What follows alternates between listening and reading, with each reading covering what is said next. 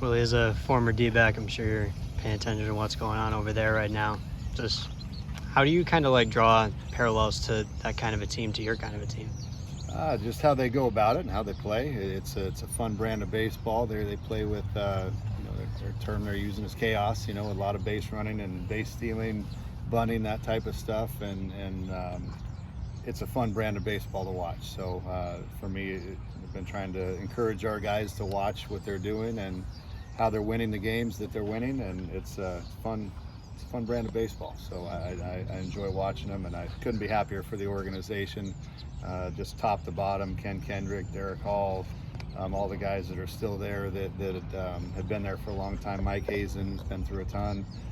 Just happy for all those guys, and obviously the players as well. So they're earning every bit of it, and it's a fun ride. Throughout their playoff run, their manager Torey Lovello has constantly said a connected team is a dangerous team. Is that a philosophy you look to apply here? I think that goes hand in hand with the culture that you try to build and create.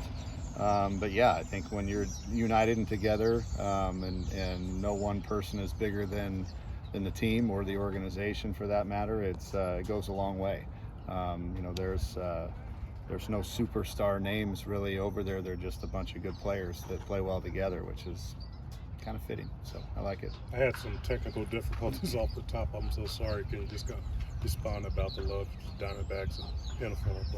But just the fact that what they're doing, the city's on fire for them right now. It's a lot of fun, and the brand of baseball they're playing has been a lot of fun to watch. They're an exciting, energetic team that does a lot of little things right and plays a little old school style of baseball with stolen bases, bunting, moving runners, and they play fundamentally sound with the dynamite back end of the bullpen and good starting pitching. They're just it's fun to watch them, and couldn't be happier for them. Yeah, and as a former major league player, what were some of the lessons learned to handle pressure in big moments? I think that just goes back to the preparation that you put in and trusting the preparation that you've done, and these guys aren't phased, man. They play in front of a lot of people every night, so I think any added pressure at this point is I don't want to minimize it and say self-induced, but a lot of it is they're going out and playing, and you can tell the D-backs are playing free and loose, and I don't want to say with nothing to lose, but in a sense that's how they're playing. They're just going out and playing the game the way they know how, and they're having success doing it. Yeah, and looking back at your time playing, and you were obviously on the 2011 D-backs when you guys made it all the way to the NLDS. What was one lesson you learned from that experience? I think of all the teams I played on, that was the team we were supposed to finish last in our conference, in our division. All the experts out there, kind of like this year, had it written off and picked to finish last. But that was a very similar team, not quite as talented as this team, I don't think, but we just had a bunch of scrappers and grinders that played, wore their hard hat to work every day and played hard and played together as a team very well. So I think it's not necessarily the most talented team that wins. It's a team that plays together and gets hot at the right time. Yeah, and my last question is, can you kind of paint a picture for us, for when you're probably watching that game and they finally clinched the World Series? Can you paint us that picture of what your initial reaction was and all the excitement that you probably had for your former team? Just a sense of pride, I guess. I didn't go out and watch anywhere. I watched it at home, but just watching those guys and bringing back, that when that final out is made and the catch is made, it's just a big, overwhelming sense of pride, I guess, more than anything, as a player, and just knowing what they're going through. I never made it to that level that they're going to the World Series, but just that moment of clinching that series or winning that series or going to the next round, it's undescribable. That's why you play at the end of the day. So, but just really, really excited for those guys over there.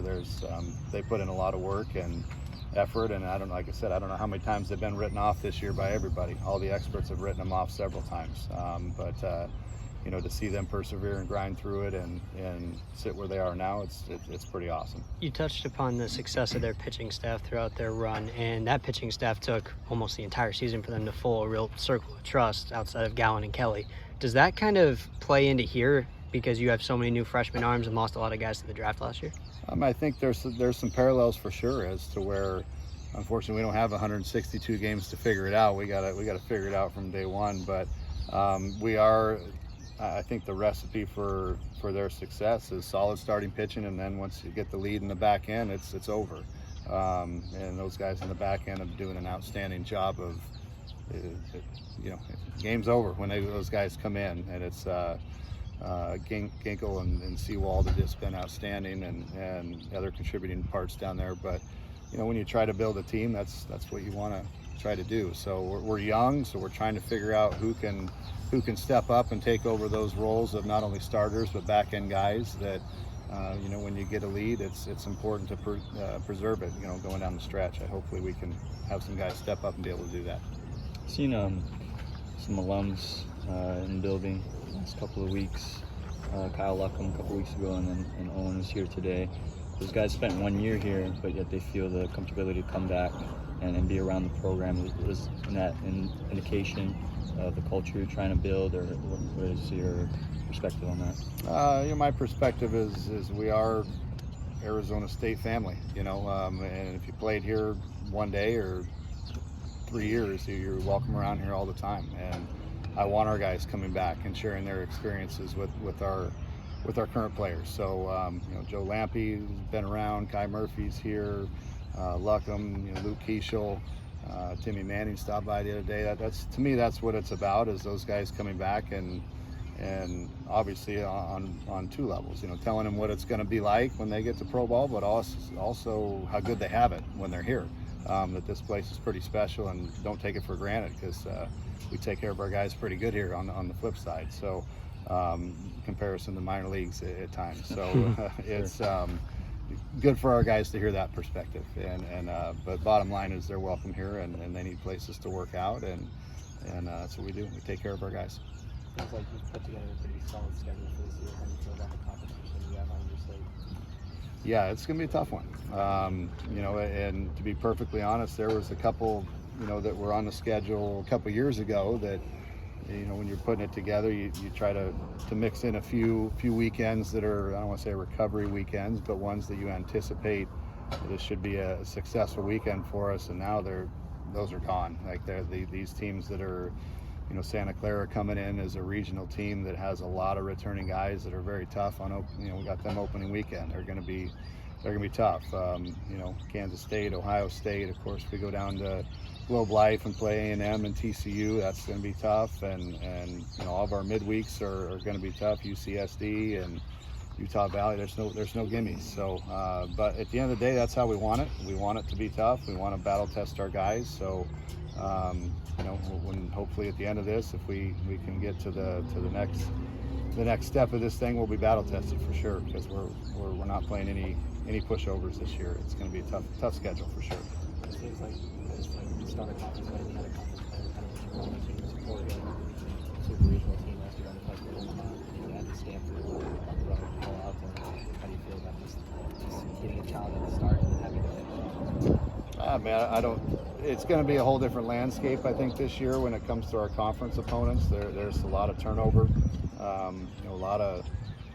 lot of teams got pretty beat up in the draft, and so I think there'll be a lot of new faces for a lot of those teams.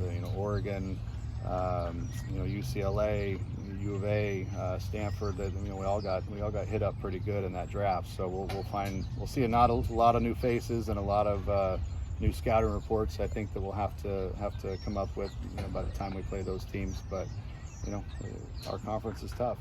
It's not gonna be easy, and like I said, the non-conference games are also gonna be easy, and we can't leave it to chance with this whole RPI stuff that apparently really matters when it comes to strength of schedule. So that being said, we tried to make our schedule not in question this year. Coach, harkening back to 2011, NLDS, as a player, what's it like, just that experience on the field, like at Chase Field, roof closed and everything, 48,000 fans around you? What's that like going through your head when you were there? That's what you strive to get to. That's why you play, and if you can get to that level to where you're fortunate to, this time of year when you're playing playoff baseball, it's obviously it's magnified tremendously in comparison to college, but college baseball, you're playing playoff baseball every night. And when you get to pro ball, unfortunately, a lot of times it's 162 game grind where it, you go through peaks and valleys, but when it comes October and you're in playoff baseball, there is one goal with everybody in that clubhouse, and that's what makes it special again. So in that sense, it's very relatable to college, where you're playing for one common goal, and that's to win today. You're not playing for contracts, you're not playing for numbers, you're playing to win. And that's what makes this time of year awesome. And every little thing matters. All of a sudden you go back to team fundamental baseball again, where the analytics and all this type of stuff, you just want guys that know how to win at this stage of the game. So it's fun time of year, and I think the fans obviously enjoy this time of year more than any other time. I saw you took the boys to NLCS Game 4, right? These guys saw the 6-5 win over the Phillies. What did it mean to take out some of the guys like New, take them to an NLCS game, in Phoenix, first time that's happened in a while for the team? Well, my coach did that for me when I was here, and we watched last time the D-backs won the World Series, and got to go down there, and I told them the same thing he told me: you're going to be here one day. You're going to be playing here one day. And their eyes got probably as big as mine did. Like, yeah, really? Well, yeah, you're going to be here one day. You guys are, the chance to come and play. You'll get that opportunity one day to keep continuing to grind the way that they are right now, and with the talent level they have, I believe that. So just to give them that experience and see what it's like to be there, and on the way back, it's like, yeah, imagine doing all the fundamental things that we're doing, but now you got to do it with 48,000 people in the stands and millions watching at home. And so you think I put pressure on you at practice, all this type of stuff, you got to step up to another level. So but it's a great learning experience for those guys, get to see that. And also the more important part is just the unity that our city has right now, and I think it's important for us to back the D-backs and be a part of it, because this doesn't happen too often, so we got to really enjoy this. How much of the D-backs work ethics do the players pick up when they watch them play and see what's going on with their success? I mean, I think just the biggest thing for me to preach to them is they get in trouble the same way we get in trouble on the field, to where when they walk guys or fall behind hitters, that's when you get hurt, from a pitching standpoint. And from an offensive standpoint, just the intricate details of being able to move runners. Corbin Carroll getting the sac fly the other night, that's big, right? Now it's a two-run game versus a solo homer ties it. So just those little type of intricate details of the game and paying attention to it, it's like that's all the same stuff we're preaching here, and it's the same game, it's just a little bit tougher. The competition's better. So it doesn't matter what level you get to, although it always boils back to the fundamentals. And you guys kind of have this unique connection, right? Obviously, that's the team in your city, the D-backs, but you got, Kelly on the mound, you've got the CEO, Cronkite guy, Corbin Carroll, online ASU student. Can you kind of comment on that connection between the D-backs now in the World Series for the first time in my lifetime, at least, and a lot of other people here, and kind of the university? Well, I think obviously the geographical closeness that we have, but also a lot of connections with, with Arizona State and the D-backs. So I think that makes it that much more special, that they're having the success they are. But obviously Merrill Kelly sent him a text yesterday congratulating him, and just having, he's come out and talked to these guys before, and Corbin Carroll's not an alum of here from a playing standpoint, but hey, he's part of ASU. Why not? We'll claim him. But Got any eligibility? That's right. I was checking on his eligibility the other day and seeing if there's some loopholes. But and of course Derek Hall, president CEO, is the Devil. So just the connection there is awesome, and just being a part of those guys, we're happy to be supportive with them and connected with them. Now, Willie, a couple weeks ago, you were talking very highly of freshman arms that you've been seeing in the bullpen, and the transfers that you brought out just defensively and everything else. What have you seen from them developmentally over the last couple of weeks? Things are work in progress, but getting better. The arm strength is there. We're just trying to hone in the control a little bit more, and working ahead, throwing strikes, and I've been trying to preach to them. They're going against a pretty good offensive lineup every day. So if you fall behind, you're going to get hurt. And so it's a good learning. They're getting immediate feedback when they work behind in accounts versus working ahead in accounts. You can't go 2-0, 3-1 to these hitters that we have. They're going to punish you, and they have. So they're getting baptized a little bit by fire with some of our bats, but it's good learning for them and understanding they got to work ahead in accounts and throw strikes. Any update on the positional battles up the middle, third outfielder? It's a fun one. You know, I can't comment on any more than I can't tell which lineup's the starting lineup when I make two lineups. You know, what I think is the starting lineup got beat 12-1 the other night. So that's how deep we are from position player standpoint, which makes me happy. We have a lot of options, a lot of flexibility. The freshman position players are pushing the upperclassmen, which is nice. The junior college kids that have come in are pushing the starters. So all in all, the elevation of play has been outstanding. The work ethic with these guys has been great. Zero complaints on that front. So I feel real comfortable where we're at position player wise. And if God forbid somebody stumbles or has an injury, we have plenty of depth. So from that standpoint, it's nice to see. And we got some guys that can swing the stick a little bit. So I'm going to have a hard time, which is good. I've always hoped for tough decisions to make a starting nine, and right now if I had to do it today, I would have a lot of, not just one, I would have several tough decisions to make, which is good. With so many new faces, how has the chemistry really evolved just through fall ball? It's been outstanding. These guys are tight, they're a good group. You know, immediately they've kind of bonded and gotten close to each other, and that standpoint, it's what we expect, and they've taken it in stride. They're doing a great job of building a team bond, team chemistry together. So that part of it's great. To what extent have the challenges of bringing in so many new players and that point of building that culture, or just establishing some momentum from last year to this year? Can you explain some of the difficulties in trying to navigate that? Well, I mean, it's something I've made a point of it. I knew I was going to have to do the first couple of years, but it's something I don't want to do every year. Bringing in this many new faces. If we have to, obviously we will. But right now, hopefully this will be more stabilizing moving forward, where we don't bring in so many new faces. But on the same token, we've done a lot of background on these guys that we do bring in to know that they are going to be hopefully the right type of fit.